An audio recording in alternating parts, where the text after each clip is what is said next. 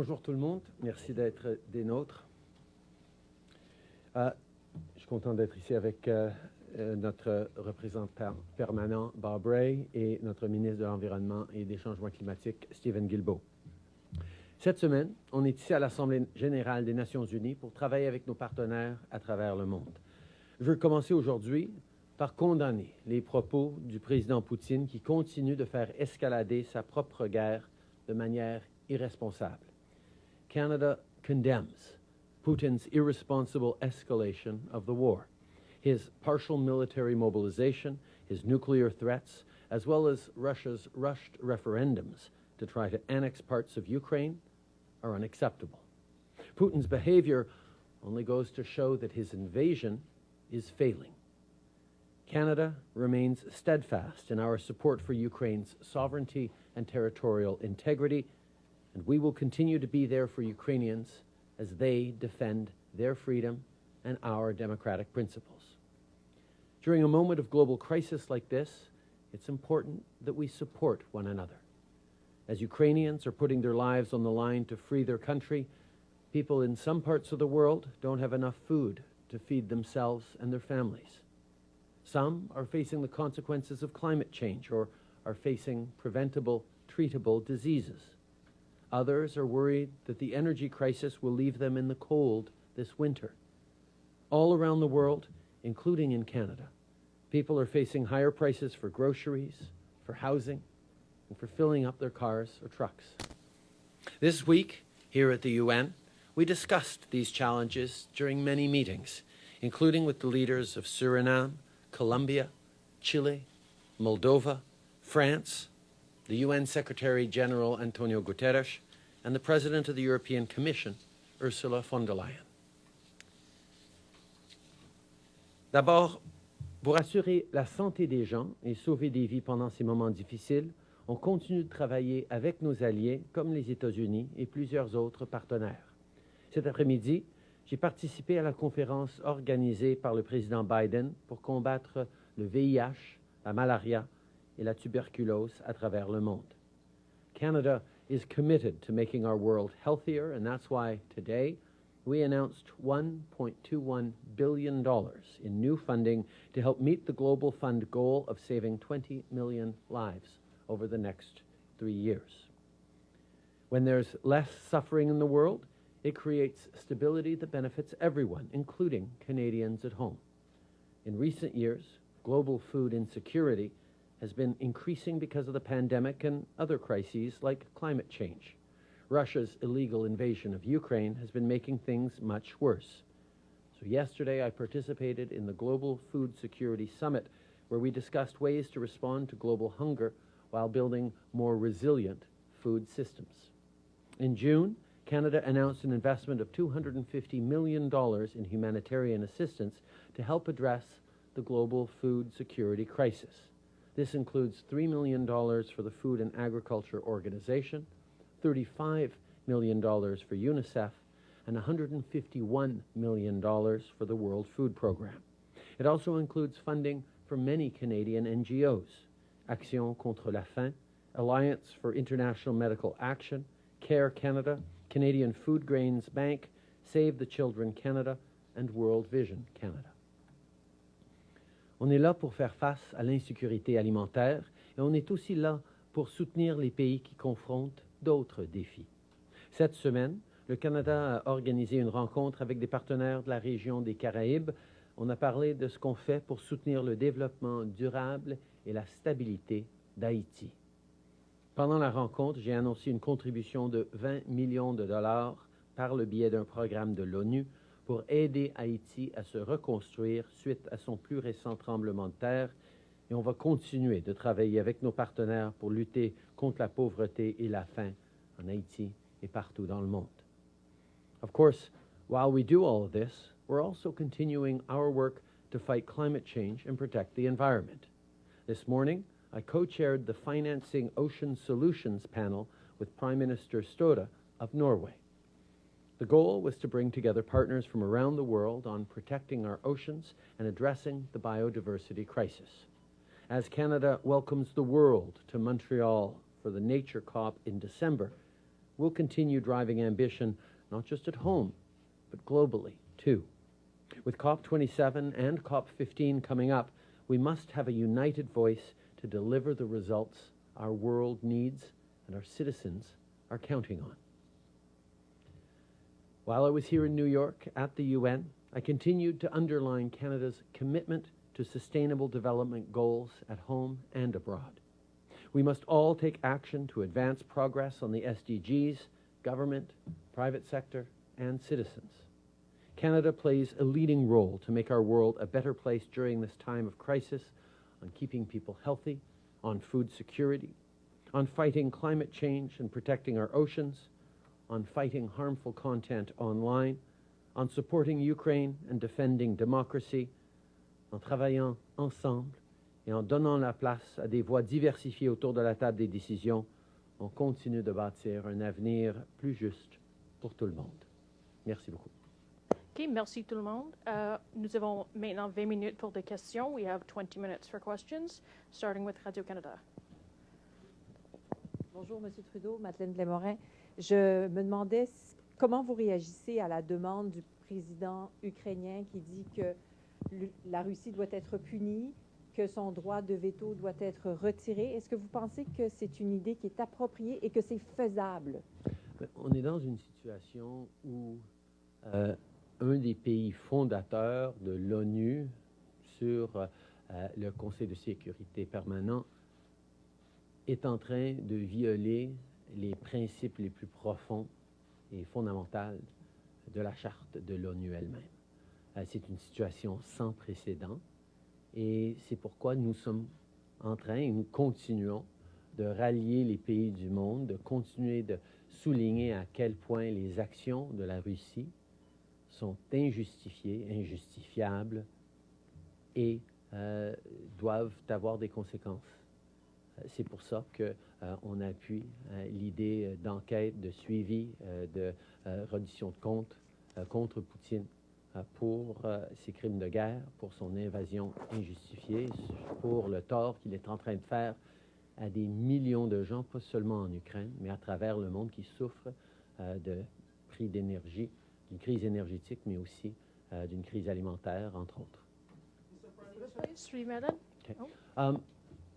We are facing an unprecedented situation where one of the founding members of the United Nations, member of the Permanent Security Council, is violating the most basic tenets of what the UN stands for.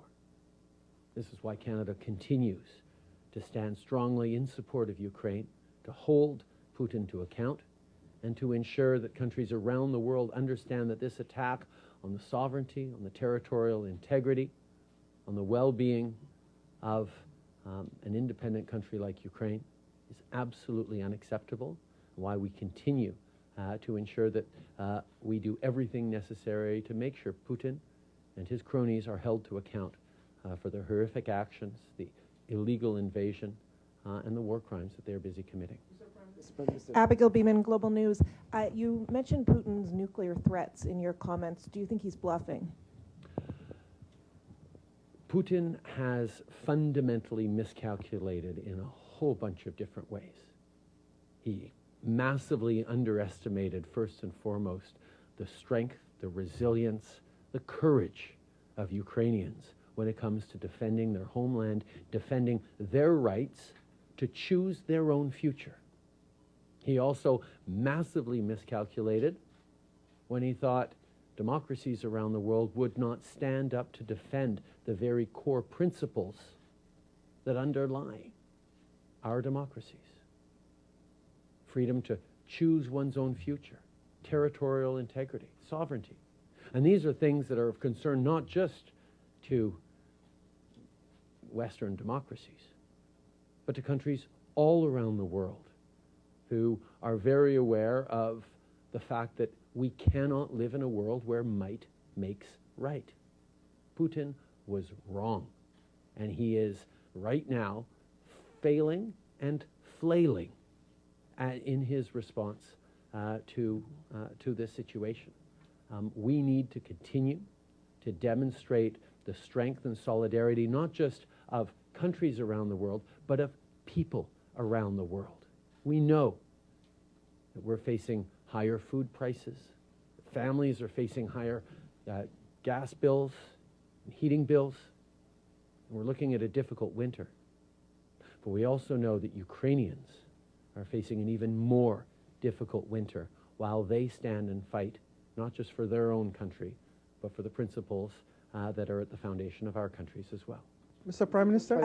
I don't think I heard a direct answer as to the bluff, but I'd also like to ask you, as you talk about allies continuing to offer support for Ukraine, what are the next steps here concretely that Canada can do to help?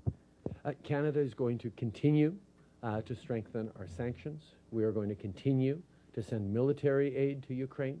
We're going to continue to be there for humanitarian assistance. We're going to continue facilitating measures to counter the global food crisis, whether it's with our expertise in exporting and shipping grain around the world to get it out past the Russian blockade, as an initiative that the UN and Turkey and others have worked so hard on. We're going to continue to stand for the principles that matter so deeply to Canadians and people all around the world, with absolute firmness and solidarity with people in Ukraine, and continue to encourage and be there for countries, particularly in the global south, who are facing difficult times as they too stand against Russia. Mr. Prime Minister? CNN, please. Just a follow-up. Other questions, please. Nice to go around. Okay, next question, CTV, please. Hi, Prime Minister. You said in your opening remarks about Vladimir Putin's behavior, showing his invasion as failing and flailing. Can you specifically drill down about his behavior that you find? Well, I think in his statement this morning that he is, first of all, having to move towards at least a partial conscription in Russia, which is a step closer to admitting what he has not wanted to admit to Russians, that this is a war that he has launched unjustifiably against a neighbor, is an example of things not going to his plan. We are seeing the strength, the ability of the Ukrainians to retake territories that a much larger force of Russians had taken but was unable to hold. These are not things that are going Putin's way, which is why he's continuing with a plan to hold completely illegal and illegitimate referendums in the Donbass, to further try to justify what is unjustifiable, and why he continues to make absolutely unacceptable nuclear threats or musings that we need to take seriously, but we also need to stand very firmly against. C'est très clair que ce soit au niveau de la conscription partielle qu'il est en train d'amener en Russie, quand il ne voulait pas admettre que on est dans une situation qu'il a lancé une guerre contre l'Ukraine, que ce soit au niveau des référendums complètement farfelus et illégitimes qu'il compte tenir dans les territoires occupés du Donbass pour légitimiser ses actions illégitimes, ou que ce soit par ces menaces carrément irresponsables par rapport à des interventions ou des actions nucléaires potentielles. On voit qu'il a perdu le contrôle de la situation. Mr. Prime Minister, NTV Lebanon.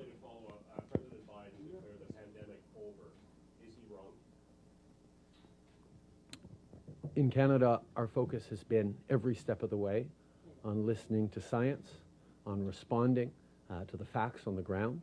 And what we have seen consistently is that people are still struggling in hospitals across our country with the impacts of COVID.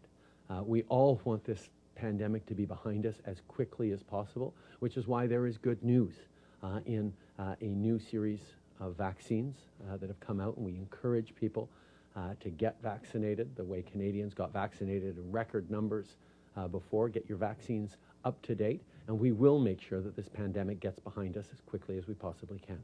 May I ask a question? CBC, please. Thank you so much. Sir, I want to ask you two questions. The first question is exactly... Sorry, Annabelle, what are we doing CBC, exactly please. here? Evan? Lift. It's on. I'll just be louder. No, it's on, Evan. Go ahead. Are you prepared to lift COVID border restrictions and random tests, and are you prepared to make ArriveCAN voluntary? Every step of the way, we have followed the recommendations and the best advice of medical experts, of public health experts, and we will continue to do that. And I can assure you that when we make decisions on how we can move forward and change the situation around various tools that we have in place to keep Canadians safe, Canadians will be the first to know.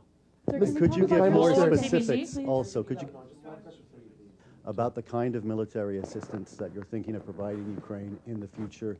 Vehicles, artillery, aircraft, training. What areas are you looking at, and when might we expect to hear new announcements? Well, first of all, Canada has been providing Ukraine one of the most fundamental, important supports since the illegal invasion of Crimea, which is training of Ukrainian armed forces.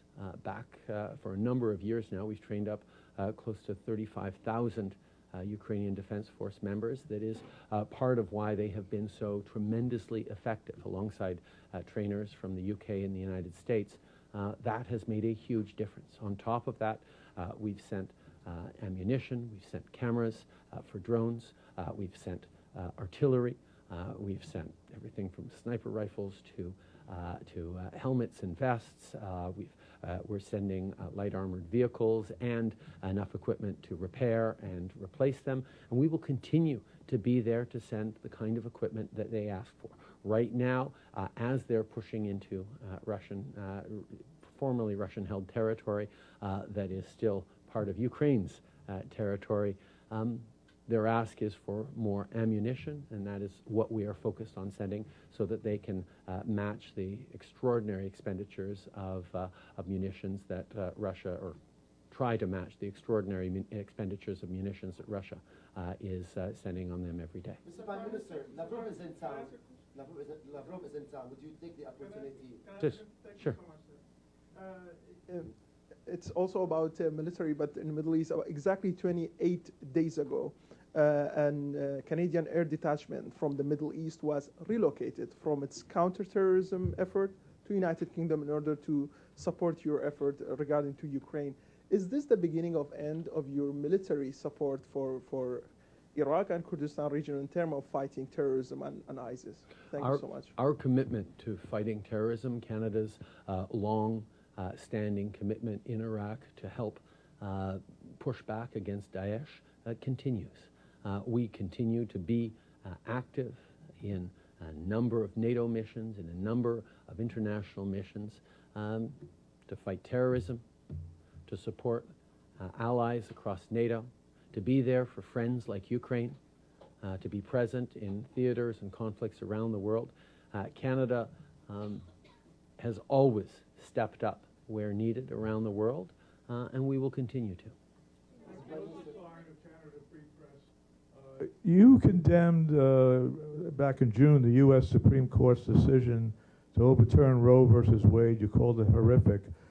What limits, if any, on abortion would you support? For example, any governmental restrictions on very late-term termination of pregnancy. Could you clarify your position on that, please? Thank you. In Canada, it is medical professionals who make determinations around what is best for mothers, particularly in late terms. In Canada, we support unequivocally women's right to choose. It is a fundamental tenet of freedom. Is it a fundamental tenet of our society that we stand up for women's rights? And as we see in the United States attempts to roll back rights that women have fought for generations, the idea that there are young girls growing up in the United States who will have less rights over their own bodies than their mothers did is exactly what Canadians, Americans, and people all around the world are so concerned about. We need to make sure we are standing up for people's rights and freedoms. In Canada, we will do that by ensuring access to abortion for every Canadian who wants it. And we will make sure we continue to fight for better health and reproductive rights all around the world, which used to mean being there to fight for health and reproductive rights in the global south. We'll help out in the United States if we need to as well. Prime Minister, please. Last question. Go Can we ahead. speak Yes. to Canada's involvement in Haiti, please, for a moment? I know that you've been meeting with partners here. Haiti's security situation has only deteriorated over the past year. Can you point to any successes that Canada's involvement with its security forces have produced in the past year? And also, at what point would it be considered by Canada and your other partners here at the UN to bring back peacekeepers to the country? Over the past many years, Canada has been involved in Haiti by training police forces, by being there as part of UN missions, by being there with significant humanitarian aid, significant capacity building and institution building. We will continue to look for ways to help out in Haiti as is necessary. But one of the things that is increasingly clear is that Haitians themselves need to be at the center of building stability and a long-term future for Haiti. We cannot continue to see external elements, no matter how well-meaning, try to determine the future of Haiti. That is why the conversation we had this morning, amongst other things, talked about how we ensure that there is accountability, including for the elites and oligarchs who contribute to the instability in Haiti that we're seeing right now, how we ensure that we're there to strengthen the civil society institutions and the police institutions that are necessary. But after many, many years and even decades of the international community trying to fix Haiti for Haitians, we need to make sure that Haiti itself is driving the lasting change that we need to see in that once beautiful country that will be beautiful again. En français. Ça fait des années, même des décennies, que le Canada et la communauté internationale intervient de différentes façons en Haïti. Le Canada était là pour former et accompagner les policiers. On était là avec des missions humanitaires de l'ONU et d'autres. On était là pour reconstruire des institutions et aider comme bien d'autres pays l'ont fait. La réalité que la seule piste pour Haïti, c'est de voir les Haïtiens eux-mêmes décider de bâtir un avenir plus fort pour tous les Haïtiens. Et sur cela, je souligne le rôle que les élites haïtiennes qui continuent d'activement déstabiliser la population et la situation en Haïti doivent jouer pour participer eux-mêmes à créer une stabilité, un consensus politique qui va bâtir un avenir plus fort pour la perle des Antilles. Merci beaucoup tout le monde. Thank you very much, everyone. Have a good day.